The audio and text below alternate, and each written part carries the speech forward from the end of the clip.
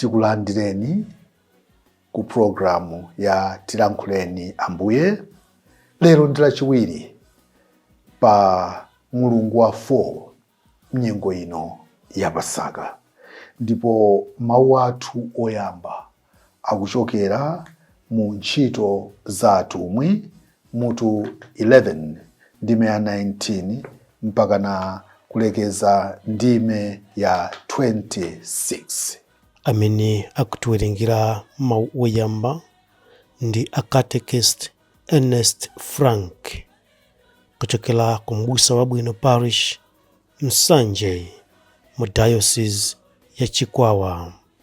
Uthenga wabwino ukuchokera mu uthenga monga adalembera Yohane Woyera mutu 10 ndime ya 22 mpaka 30.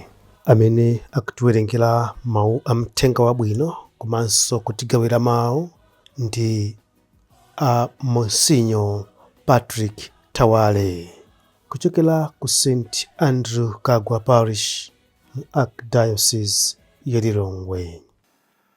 Mawu oyamba. Mawu ambuku la Ntchito za Atumwi. Okhulupirira Khristu aja amene anali atabalalikana chifukwa cha mazunzo omwe adabuka pa nkhani ija ya Stefano.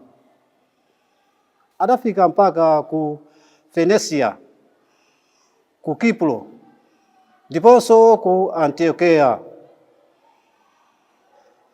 Sankalalika mawu kwa munthu wina aliyense, koma kwa Ayuda okha. Koma pakati pawo panali ena ochokera ku Kipro ndiponso ku Kirene. Amenewa adafika ku Antiokeya nayamba kulankhulanso ndi Agriki nkuwalalikira uthenga wabwino wonena za Ambuye Yesu. Ambuye ankawalimbikitsa mwakuti anthu ambiri adakhulupirira natembenukira kwa Ambuye. Mpingo wa ku Yerusalemu utamva zimenezi zidachitikazo, udatuma Barnabasi ku Antiokeako. Pamene iye adafika kumeneko, nkuona mmene Mulungu adawadalitsira, adakondwa nalimbikitsa onsewo kuti atsimikize mtima kukhala okhulupirika kwa Ambuye. Barnabasiyo anali munthu olungama, wodzazidwa ndi Mzimu Woyera ndi chikhulupiriro. Choncho anthu ambirimbiri adakopeka nazipereka kwa Ambuye. Pamenepo Barnabasi adapita ku Tariso kukafuna Saulo. Atampeza, adabwera naye ku Antiokeya. Iwo adakhala pamodzi mu mpingo umenewo chaka chathunthu, naphunzitsa anthu ambirimbiri. Ndi ku Antiokeya kumene ophunzira adayamba kutchedwa Akhristu. Mawu a Ambuye. Ambuye akhale nanu, akhalenso ndi mzimu wanu. Mawu a muthenga woyera monga adalembera Yohane Woyera. Ulemu kwa inu Ambuye. Pa nthawi yomweyo ku Yerusalemu kunali chikondwerero chokumbukira kuperekedwa kwa nyumba ya Mulungu. Inali nyengo yozizira. Yesu ankangodziyendera nyumba ya Mulungu mkhonde lotchedwa khonde la Solomoni. Anthu adamzinga namufunsa kuti, kodi udzaleka liti kuti kayikitsa? Ngati ndiwe mpulumutsi wolonjezedwa uja, tiuze momveka. Yesu adati, ndidakuwuzani kale, komabe simukhulupirira. Ntchito zimene ndimachita m'dzina la Atate anga ndizo zimandichitira umboni, koma inu simukhulupirira konse, chifukwa simuli a m'gulu la nkhosa zanga. Nkhosa zanga zimamva mawu anga, ine ndimazidziwa, ndipo zimanditsatira. Ndimazipatsa moyo wosatha ndipo sizidzatayika konse. Palibe munthu wodzazilanda m'manja mwanga. Atate anga amene adandipatsa nkhosazo amapambana wonse, ndipo palibe amene angathe kuzilanda m'manja mwawo. Ine ndi Atate ndife amodzi. Mthenga wa Ambuye. Ulemu kwa inu Ambuye Yesu Khristu.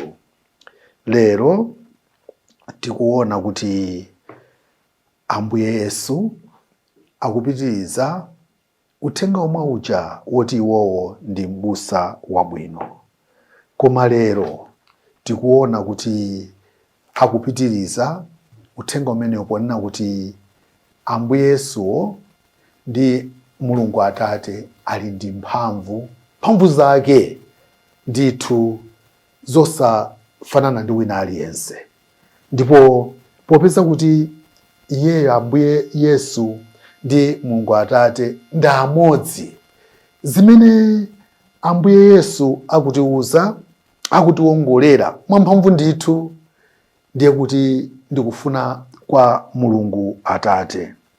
Ndiye apapa tikuona kuti Ambuye Yesu ndiye mtsogoleri weniweni.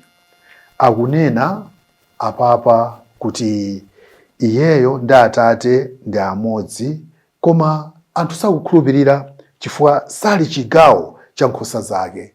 Ndiye ifeyo mwayi tili nawo kuti lero tikhalenso nkhosa za Mulungu. Tikakhala kuti tidakali ndi moyo, sitidamwalire, timayenera kuti ifeyo tisinkhe ndipo mwayi woti tisinthe ulipo. Kuti tikhale oyera mtima, inde timadziwa kuti kumakhala kovuta. Kuti tikhale ambusa, amkhola la Ambuye Yesu, timadziwa kuti nthawi zina kumakhala kovuta. Koma tizilimbitsidwa mtima kuti ngakhale amene ali woyera masiku ano, amene tinganene kuti ali mkhola la Ambuye Yesu, nawonso kumbuyoku simavuta. Chifukwa timanena kuti a saint has a past, kuti sitidziwa kumene woyera uja adachokera. Mwina mavuto anali nawo ambirimbiri, kuchimwa kumene nkugwa, koma adachita kutembenuka mtima, atadzidzimuka, atamva uthenga wa Ambuye Yesu m'busa wabwino. Komanso amanenanso kuti a sinner has a future, kunena kuti ngakhale tikhale kuti tikulephera pano, as long as we are alive we can do better. Nkhani yayikulu nkuti kuyesetsa kumva mawu a Ambuye Yesu m'busa wabwino monga tinanenera dzulo lija. Nkhosa zomvera zokhulupirika zimamva mawu a Ambuye Yesu, ndipo Ambuye Yesu amazidziwa mayina awo, ndipo nkhosazo zimatsata Ambuye ngati m'busa wawo, m'busa wabwino. Ndi apapa choice ili kwa ife. Ndipo tikamachita zimenezi tizikumbukira kuti oyera monga nanena, amene timatchula oyera, ndipo lero tikukamba za amayi athu Mariya aku Fatima, sindiye kuti iwo alungalunga kuchokera pachiyambi, koma anali munthu monga ife tomwe, adapeza zokhoma zambirimbiri. Ndiye iwowo kuti zidatheka kukhala oyera mtima, opambana akazi onse, timayenera kuti ifenso tizilimba mtima. Lero tipemphe amayi athu aku Fatima kuti atipempherere, atinenere kwa Mulungu kuti ife tikhale ngati iwowo, nkhosa zabwino zomamva, zokamba za Ambuye Yesu m'busa wabwino. Amen.